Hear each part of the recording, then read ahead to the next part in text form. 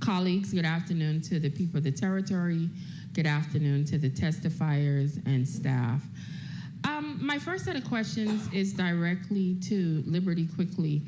Are you guys in any danger of losing grants because of how this permitting process is prolonged? Because I'm trying to be fair to everybody before I start to dive in. Because if you're given a grant to do something in a certain time period, but you're here telling us that it's being prolonged because of permitting and public works, are you in danger of losing these grants? Yes, ma'am. That fund was given to the U.S. Virgin Islands.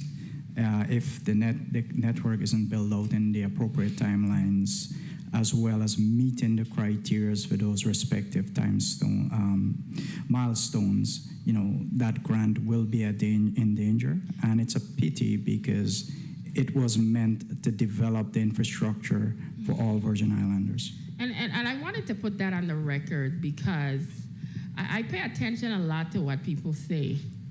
And for me, as much as I am not happy with a lot of what's happening with Liberty, I still have to pay attention to the part that we're responsible for doing. So I'm hoping you guys will figure that out as quickly as possible, because at the end of the line, the people that are going to benefit from this $84 million is the people of this territory. Now, the second question I want to ask quickly to Vaya, I also get a lot of questions over these EVO boxes. And because we have a problem with Water and Power Authority consistently going out, and sometimes we have these extensive blackout periods.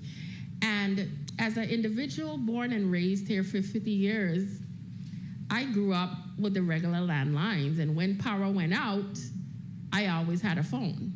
And the transition went over to these EVO boxes, they now became dependent on electricity. Are there any plans to make any adjustments to that, or this is just the way of life for the people of our territory? Because people have been in some very dangerous situations because of this new combination of power and phone system. Please share a little bit about that, and is there any site in place to fix it?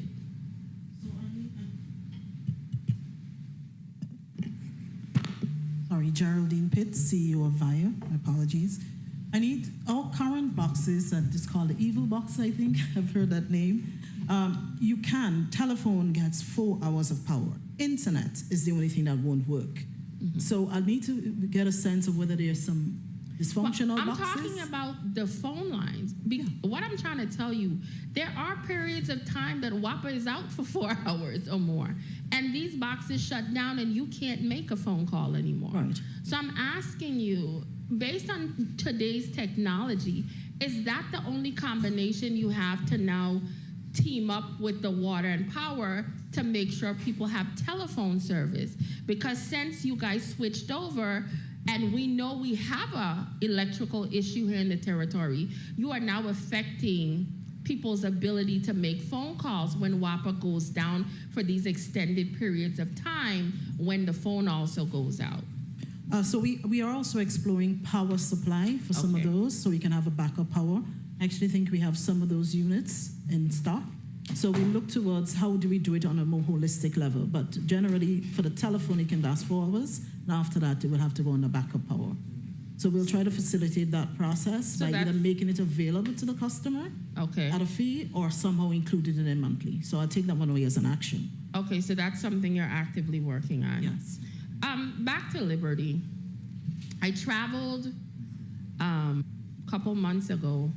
I actually missed a doctor's appointment because of my phone when I traveled to the US.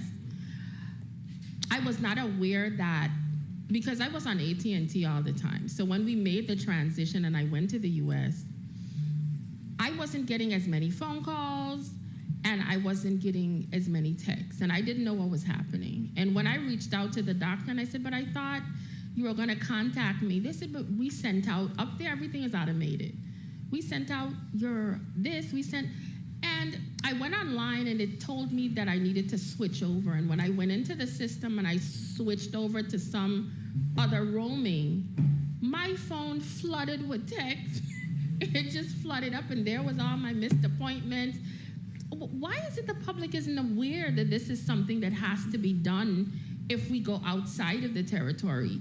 Because you have to understand, people were used to just moving back and forth with no problem, and all of a sudden now, this has now become an issue similar to what my colleague previously spoke about. How do you address that, and how do you educate the public that this is something that has to be done? So just to start with a bit of a background information. So prior, when you're on AT&T platform, AT&T was just a regional operator, a U.S. operator. So once you're in a U.S. territory, there was no need. It was just local. Given that we are now a Liberty, which are based in the USVI and Puerto Rico, when you travel, although there will not be any charges, you will need to enable roaming because you are now connecting to an operator outside of our network. Okay, and have you done any telling the public of this? Because I knew nothing of it. He knew nothing of it. And that's two senators sitting here telling you. So can you imagine the public? We had no clue. So 30 seconds. Sorry, we do apologize for that inconvenience. I'll defer to Catherine to see if there was any particular communication with that regards. My other question is this. Our official language here is English.